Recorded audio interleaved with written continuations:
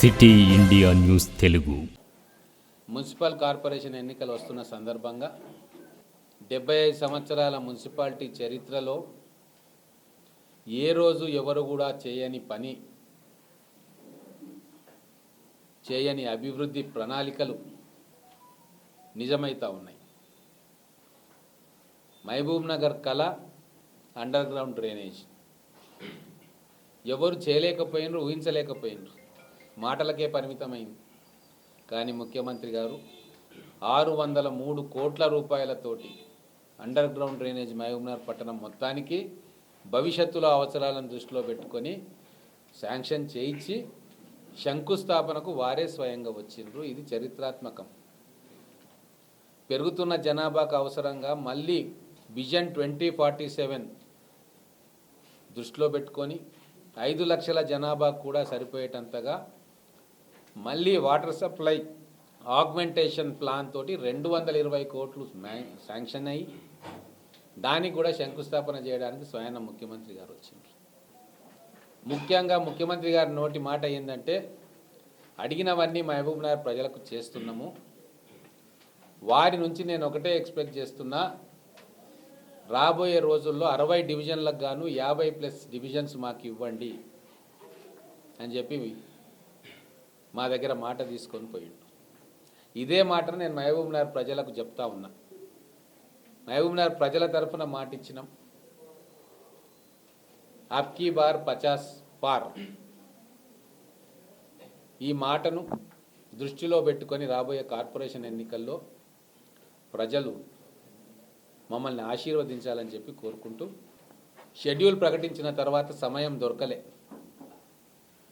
Schedule ప్రకటించిన next day నుంచే nomination ప్రక్రియ మొదలైంది కాబట్టి, అభ్యర్థుల ఎంపిక కార్యక్రమం పూర్తి కాదు కాబట్టి, అలాగే అభ్యర్థులుగా పోటీ చేయాలనుకున్న వాళ్ళకు సెంటిమెంట్స్ ఉంటాయి, ముహూర్తాలు చూసుకుంటారు కాబట్టి, కొంతమంది అభ్యర్థులు కాంగ్రెస్ పార్టీ టికెట్ ఆశించిన వ్యక్తులు వాళ్ళు నామినేషన్ ప్రక్రియను తెలంగాణ వ్యాప్తంగా అన్ని పార్టీల వాళ్ళు మొదలుపెట్టారు. కాంగ్రెస్ పార్టీ వాళ్ళు కూడా మొదలుపెట్టారు.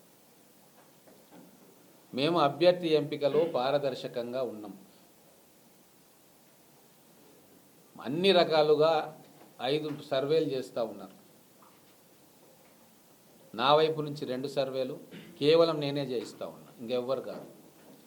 పైన ముఖ్యమంత్రి గారు, పిసిసి ప్రెసిడెంటు, మిగతా ఒక సంస్థ, వాటన్నిటిని కూడా తీసుకొని ఇన్ఛార్జ్ మంత్రి గారి దగ్గర కూర్చొని దాని ద్వారా అభ్యర్థి ఎంపిక జరుగుతుంది. గెలుపే పరమావధిగా అభ్యర్థుల ఎంపిక జరుగుతుంది. లేనిపోని ఊహాగానాలు అనవసరం. వైఖరి తెలుసు, ఎట్టి పరిస్థితుల్లో డీవియేషన్ దీంట్లో ఉండదు. ఎక్కడ కూడా ఎవ్వరి జోక్యం ఉండదు. కేవలం సూచనలు సలహాలు తీసుకుంటారు తప్ప decision making based on winnability and surveys. నేను ఒకటి చాలా క్లియర్గా చెప్తా ఉన్నా, కాంగ్రెస్ పార్టీ కార్యకర్తలకు కావచ్చు, రేపు పోటీ చేయాలని ఉబలాట పడుతున్న వాళ్ళకు కావచ్చు, మీరు నామినేషన్ వేసుకున్నారు, ఎందుకంటే సెంటిమెంట్ కాబట్టి, టైం లేదు కాబట్టి వేసుకున్నారు. కాంగ్రెస్ పార్టీ మెన్షన్ చేసుకొని నామినేషన్ వేసిన వాళ్ళనే కన్సిడర్ చేస్తుంది. అటు కాంగ్రెస్ పార్టీ, ఇటు ఇండిపెండెంట్ ఇది చేస్తే వాళ్ళు ఇమ్మీడియట్గా మా మైండ్లో నుంచి వెళ్ళిపోతారు. నిజంగా వాళ్ళకు సీట్ వచ్చేది ఉన్నా కూడా కట్ చేస్తాం. పార్టీ మీద నమ్మకం లేకుండా, పార్టీ సిస్టంలో ఇమడకుండా మేము ఇష్టమున్నట్టు చేస్తాము అంటే కుదరదు.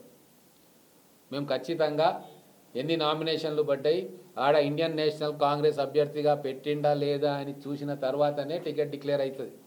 ఇది చాలా స్పష్టంగా నేను పైన పర్మిషన్ తీసుకొని మాట చెప్తా ఉన్నా.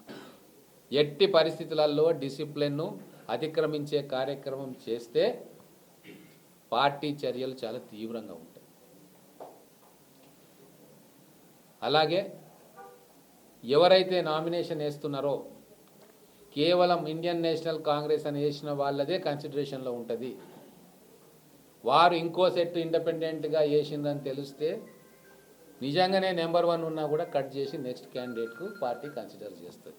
బీఫామ్ కూడా నిన్న మాట్లాడినప్పుడు పెద్దలతోటి నామినేషన్ ప్రక్రియ పూర్తయిన తర్వాత క్యాండిడేట్ సెలెక్షన్ అయిన తర్వాత ఆ క్యాండిడేట్లకు బీఫామ్ వస్తుంది. ఒకవేళ ఇద్దరు కాంగ్రెస్ అభ్యర్థులు ఇండియన్ నేషనల్ కాంగ్రెస్ అని పేరు పెట్టి ఆ వార్డులో సబ్మిట్ చేస్తే ఎవరికో ఒకరికి బీఫామ్ వచ్చిన తర్వాత ఇమ్మీడియట్గా వాళ్ళు వచ్చి విత్డ్రా చేసుకోవాలి. లేదు మేము ఇండిపెండెంట్గా పోటీ చేస్తా అంటే ఖచ్చితమైన క్రమశిక్షణా చర్యలు ఉంటాయి ఇమ్మీడియట్గా. దాంట్లో ఎటువంటి వెసులుబాటు లేదు. ఇక్కడ 3 సంవత్సరాల అధికారంలో మేమే ఉంటాం, మళ్ళీ 5 సంవత్సరాలు కూడా మా ప్రభుత్వమే ఉంటుంది. వాళ్ళ రాజకీయ భవిష్యత్తు ఆలోచన చేసుకొని నిర్ణయాలు తీసుకోవాలని కొంతమందికి 95% పార్టీ లైన్లో ఉంటారు. కానీ కొద్దిమంది కొద్దిగా నేను అటైతే ఇటైతే అని చూస్తారు, అది వాళ్ళ ఇష్టం. కానీ మా వరకు మా డీసీసీ ప్రెసిడెంట్ గారు కావచ్చు, ఎమ్మెల్యేగా నేను కావచ్చు, తర్వాత ఇక్కడ సీనియర్ నాయకులు కావచ్చు, ఈసారి పైనుంచి ఆదేశాల మేరకు ఒక డిసిప్లిన్డ్ పార్టీ వ్యవస్థను నిర్మాణం చేసుకోవాలి. ఇది కొత్త కాంగ్రెస్. రేవంత్ రెడ్డి గారు, రాహుల్ గాంధీ గారి నాయకత్వంలో ఇది కొత్త కాంగ్రెస్. మారుతున్న చరిత్రను బట్టి ఇక్కడ ఉన్న దాన్ని బట్టి ఒక కొత్త ఆర్గనైజేషన్ను భవిష్యత్తు కోసం తయారు చేసే కార్యక్రమాలు మేము చేస్తూ ఉన్నాం. కాబట్టి కొద్దిగా స్ట్రిక్ట్గానే ఉండాల్సిన అవసరం ఉందని చెప్పి పైనుంచి మాకు ఆదేశాలు వచ్చినాయి. మేయర్ గురించి చాలా ఊహాగానాలు ఉన్నాయి. ఇది ముఖ్యమంత్రి గారి సొంత జిల్లా. 2 మంత్రులు ఈ జిల్లాకు ఉన్నారు. తర్వాత ఇక్కడ సీనియర్ మోస్ట్ నాయకులు 30 ఏళ్ల నుంచి 40 ఏళ్ల నుంచి కాంగ్రెస్ పార్టీ జెండాను మోస్తున్న నాయకులు ఉన్నారు. వీళ్ళందరి సూచనలను పరిగణలోకి తీసుకొని, ఎమ్మెల్యేగా నా సూచనలను పరిగణలోకి తీసుకొని గౌరవ ముఖ్యమంత్రి గారు, పిసిసి ప్రెసిడెంట్ గారు, ఇన్ఛార్జి మంత్రి గారు, మిగతా మంత్రులు వారు నిర్ణయం తీసుకుంటారు. మేయర్గా, డిప్యూటీ మేయర్గా ఎవరికి అవకాశం ఇవ్వాలి అన్న నిర్ణయం నేను చెప్పిన వీళ్ళందరూ కలిసి తీసుకుంటారు. కాబట్టి ఎటువంటి ఊహాగానాలకు కానీ నేనున్నా నువ్వున్నావని చెప్పి ఇంటర్నల్గా మాట్లాడుకునేదానికి దేనికి కూడా లెజిటిమసీ లేదు. ఒక కుటుంబం లాగా కాంగ్రెస్ పార్టీని ఎన్నికల్లో గెలిపించే పని మేమందరం చేయబోతా ఉన్నాం. కనివిని ఎరగని రీతిలో అందరం కూడా కలిసి కట్టుగా ఒకే జట్టుగా 60 డివిజన్లలో ఖచ్చితంగా 50 డివిజన్లు గెలిచేటట్టుగా మేమందరం బాధ్యతలు పంచుకొని ప్రజలకు నచ్చజెప్పుకొని, ఉద్యోగస్తులు, అలాగే కార్మిక సంఘాలు, అలాగే మిగతా సెక్షన్స్ అన్నిటినీ కూడా మోటివేట్ చేసి ముఖ్యమంత్రి గారికి కానుకగా ఇవ్వాలని చెప్పి ఈ భారీ ప్రయత్నాన్ని మేము చేస్తూ ఉన్నాం. దానికి మీడియా మిత్రులు సహకరించాలని చెప్పి కోరుతున్నాం.